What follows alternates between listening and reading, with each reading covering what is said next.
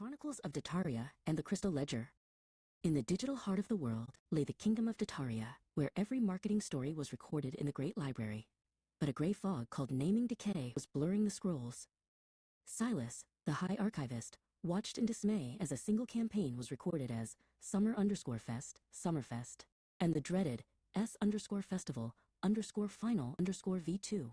The historical database was becoming a chaotic mess that no reporting tool could ever hope to reconcile. Silas's apprentice, Elara, tried to fix the records, but a grumbling cloud of decay hovered over her desk. Every time she fell victim to fat finger syndrome or used a new shorthand code, the cloud grew darker.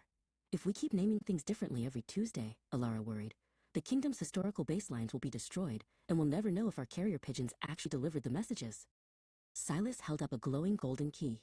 To stop the decay, we must use the principle of least privilege, he declared. In Dataaria, this means we only give ourselves the power we truly need to succeed. We don't need the privilege to invent new names on a whim.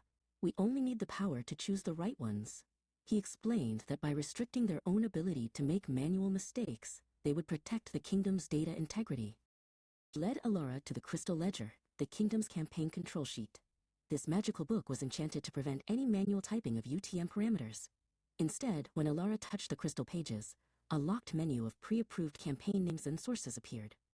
By restricting her to a master list, the ledger ensured that every entry was perfect, consistent, and followed the ancient naming conventions without exception.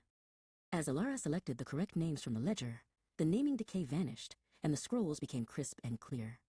Silas smiled, knowing the historical baselines were finally safe from human error. Elara realized that the lock of the control sheet wasn't a burden that slowed her down. It was a shield that kept Dataaria's stories bright, accurate, and most importantly, easy to track in the quarterly reports.